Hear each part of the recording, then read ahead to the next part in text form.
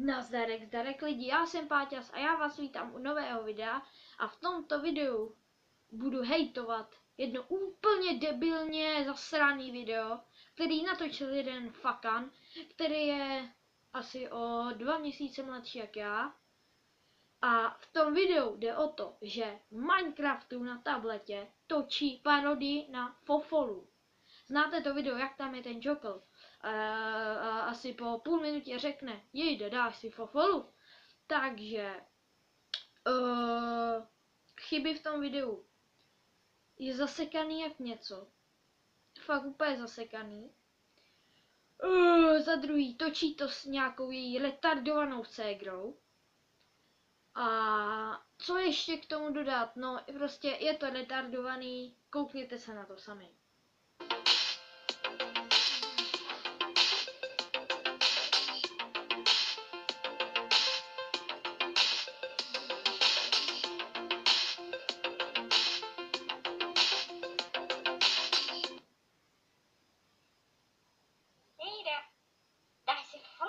Tak jo lidi, video jste viděli sami, je to fakt úplně debilní.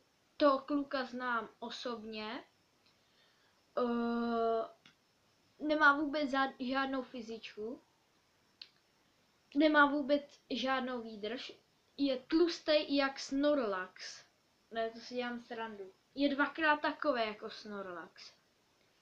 Jeho ségra, s kterou to bohužel natáčel, je taky tlustá jak ty vole Snorlaxa. Ještě jsem vám zapomněl sdělit, že ten kluk se mnou bohužel chodí do třídy, takže je to fakt úplně kovnu. Jezdí se mnou i autobusem, takže taky vole, jak je to debilní.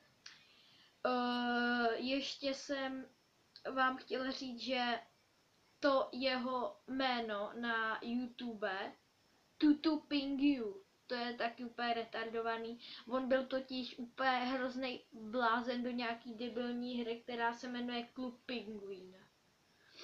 Takže taky úplně na hlavu. No jo, no co bych tomu ještě dodal. Ten kanál má, spíš to video má 5000 zhlédnutí, 5,5 skoro 1000. Má přes 100 dislikeů. Já jsem mu dal taky dislike, je to fakt retardovaný video. Dávám odkaz na ten kanál a na to video. Fakt ten kanál má jenom to jedno video, protože zbytek vymazal. Má to jenom 20 lajků, takže nevím, je to oproti lajkům hodně dislikeovaný video. Tak jo lidi, to je asi všechno, co by jsem vám k tomu chtěla říct. Určitě sdílejte můj kanál, dávejte nějaký ty lajky a odběry. A to no, a ten kanál vám dám teda do popisku i to video, takže se na to určitě koukněte a zatím zdar!